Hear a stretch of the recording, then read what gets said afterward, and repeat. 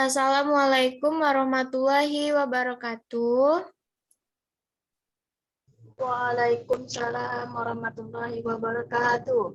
Selamat siang anak-anak.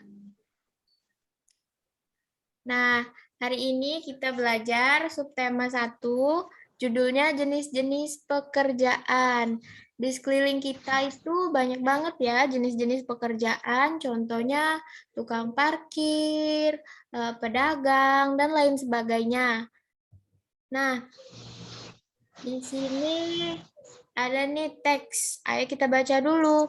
Perhatikan lingkungan tempat tinggalmu. Apakah kamu tinggal di pegunungan, di dataran rendah, ataukah di wilayah pantai? Bagaimana jenis tumbuhan yang terdapat di sana?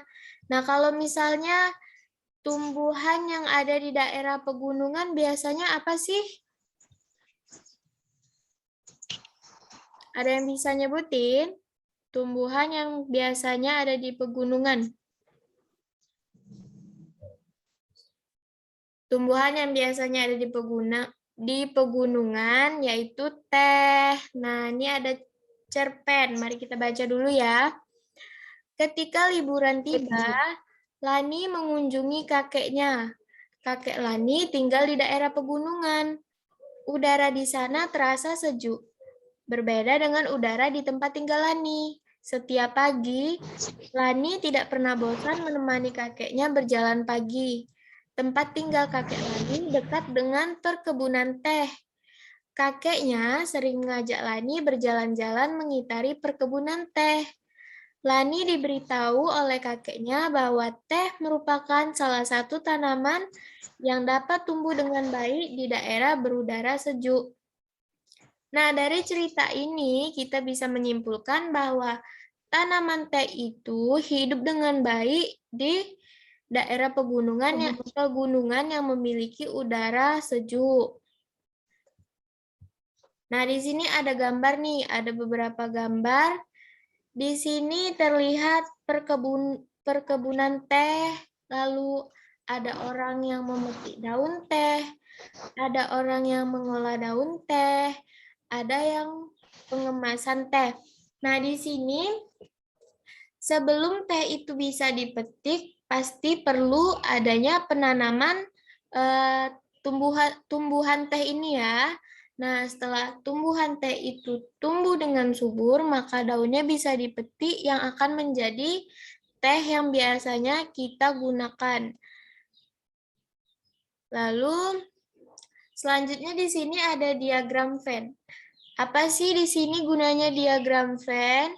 Nah, di sini diagram Venn gunanya untuk membandingkan pekerjaan yang satu dengan yang lain. Di sini dibutuhkan dua pekerjaan yang memiliki satu persamaan. Nih, contohnya nelayan tradisional dan nelayan modern. Nelayan tradisional dulu pergi melaut tidak pergi melaut di malam hari. Nah, kalau nelayan modern pergi melaut kapan saja. Lalu menggunakan sampan. Nelayan modern menggunakan kapal. Lalu nelayan tradisional tidak menggunakan radar karena hanya menggunakan sampan. Yang menggunakan radar itu hanya nelayan modern yang menggunakan kapal. Nah, dari sini kalian bisa ya kalau disuruh mengisi gimana sih cara membedakan dan persamaan dari pekerjaan-pekerjaan orang-orang. Lalu di sini ada teks nih. Kita baca dulu ya. Tanaman memberikan manfaat bagi manusia. Apabila tidak berhati-hati dalam memanfaatkannya, tumbuhan akan punah. Manusia akan mengalami kesulitan. Oleh sebab itu, kita wajib menjaga keberadaan tanaman dengan menanam kembali serta menjaga lingkungannya. Nah, misalkan nih, kalau kertas itu kan terbuat dari pohon ya.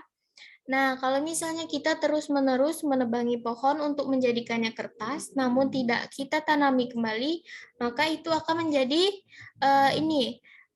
mendapatkan sisi negatif seperti tidak bisa lagi membuat kertas, lalu bisa terjadi longsor di mana-mana.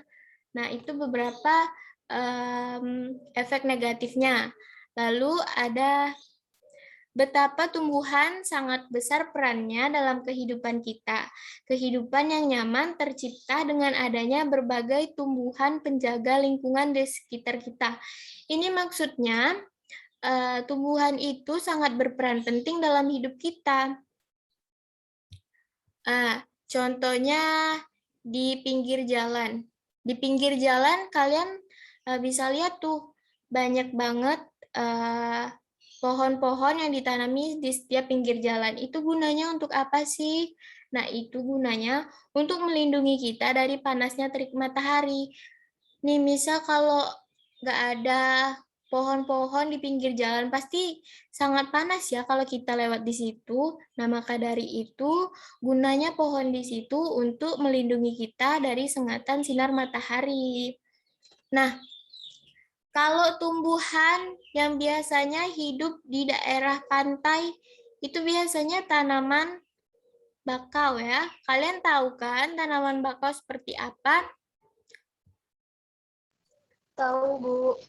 Nah, tanaman bakau itu mempunyai manfaat seperti melindungi pantai dari abrasi, menahan rembesan air laut ke darat, sebagai perangkap zat-zat pencemar dan limbah industri, menciptakan udara pesisir yang bersih dan segar, menjadi habitat alami berbagai biota darat dan laut, mengurangi dampak bencana akibat gelombang laut seperti badai dan gelombang pasang. Nah, sekian pembelajaran kita hari ini. Semoga bermanfaat. Ibu ucapkan terima kasih atas perhatiannya. Wassalamualaikum warahmatullahi wabarakatuh. Waalaikumsalam warahmatullahi wabarakatuh, Ibu.